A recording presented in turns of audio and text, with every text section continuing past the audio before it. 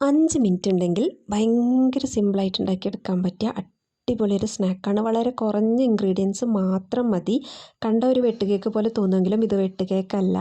നല്ല അടിപൊളി ടേസ്റ്റുള്ള ഒരു സ്നാക്കാണ്. ഭയങ്കര സിമ്പിളായിട്ട് ഉണ്ടാക്കിയെടുക്കുകയും ചെയ്യാം. അപ്പോൾ നമുക്ക് റെസിപ്പി നോക്കാം. അപ്പോൾ അതിന് വേണ്ടിയിട്ട് 2 മുട്ട ഞാനൊരു പാത്രത്തിലേക്ക് പൊട്ടിച്ചൊഴിക്കുന്നുണ്ട്. ഇനി ഒരു നുള്ള് ഉപ്പ് ചേർത്ത് കൊടുക്കാം. ഇനി മധുരത്തിന് ആവശ്യമായിട്ടുള്ള പഞ്ചസാരയും കൂടി ഇട്ട് കൊടുക്കുക. 2 മുട്ടയ്ക്ക് ഞാനൊരു 5 ടീസ്പൂൺ പഞ്ചസാര ചേർത്തിട്ടുണ്ട്. ഇനി ഇതിലേക്ക് നമുക്ക് 10 രൂപേൻ്റെ ചെറിയ കവർ പാൽപ്പൊടി ഉണ്ടല്ലോ, 10 രൂപേൻ്റെ, അത് 2 എണ്ണം ചേർത്ത് കൊടുക്കുന്നുണ്ട്. കപ്പളവ് പറയുകയാണെന്നുണ്ടെങ്കിൽ ഒരു 1/4 കപ്പ് ചേർക്കേണ്ടി വരും കേട്ടോ. എന്നിട്ട് നന്നായിട്ടൊന്ന് മിക്സ് ചെയ്ത് കൊടുക്കുക. ഈ പാൽപ്പൊടിയൊക്കെ കട്ട കെട്ടാണ്ട് നന്നായിട്ടൊന്ന് മിക്സ് ആക്കി എടുക്കുക. ഇനി ഇതിലേക്ക് ഏലക്കായ പൊടിച്ചതാണ് ചേർക്കേണ്ടത്. അപ്പോൾ എൻ്റെ കയ്യിൽ ഏലക്കായ ഇല്ലാത്തതുകൊണ്ട് വാനില എസൻസ് ചേർത്തു. അപ്പോൾ നിങ്ങളുടെ അടുത്ത് എന്താണോ ഉള്ളത് അത് ചേർത്ത് കൊടുക്കുക കേട്ടോ.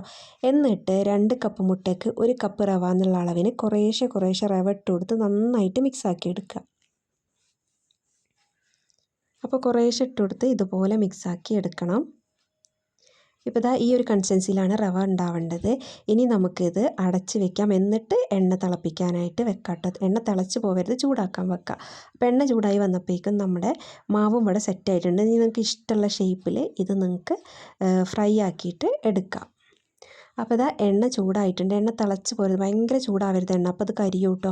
ഒന്ന് എണ്ണ ചൂടാകുമ്പോൾ ലോ ഫ്ലെയിമിലേക്ക് ആക്കിയിട്ട് ഇഷ്ടമുള്ള ഷേപ്പിൽ നിങ്ങൾക്ക് ഇതിലേക്ക് ഇട്ട് കൊടുക്കുക. ഞാനിപ്പോൾ ഒരു മുട്ടേൻ്റെ ഷേപ്പിലാണ് ഇട്ടിട്ടുള്ളത്, അതുകൊണ്ടാണ് ഇതിന് തരി മുട്ട എന്ന് പറഞ്ഞത്. ഇനിയിപ്പോൾ നിങ്ങൾ കട്ട്ലറ്റിൻ്റെ ഷേപ്പിലാണെങ്കിൽ തരി വട, പിന്നെ ഇങ്ങനെ നുള്ളി ഇട്ട് കൊടുക്കുകയാണെങ്കിൽ തരി നുള്ളിയത്, അങ്ങനെ നിങ്ങൾക്ക് ഇഷ്ടമുള്ള പേരൊക്കെ ഷേപ്പിനനുസരിച്ച് ഇതിന് മാറ്റാൻ പറ്റും. മാത്രമല്ല ഇത് ഉള്ളു വേവണമെന്നുണ്ടെങ്കിൽ ലോ ഫ്ലെയിമിൽ ഇട്ടിട്ട് വേണം ഇത് വേവിച്ചെടുക്കാൻ. അതൊന്ന് പ്രത്യേകം ശ്രദ്ധിക്കുക. ഉണ്ടാക്കി കഴിഞ്ഞാൽ ഇതിങ്ങനെ കഴിച്ചുകൊണ്ടിരിക്കും. നമുക്കിപ്പോൾ കുട്ടികൾക്കൊക്കെ സ്കൂൾ തുറക്കുമ്പോൾ സ്നാക്സിനൊക്കെ കൊടുത്തയക്കാനൊക്കെ അടിപൊളിയാണ്. എല്ലാവരും ഒന്ന് ട്രൈ ആക്കി നോക്കുക. ഇഷ്ടമായാൽ ലൈക്ക് ചെയ്യാനും ഷെയർ ചെയ്യാനും സബ്സ്ക്രൈബ് ചെയ്യാനും മറക്കരുത്.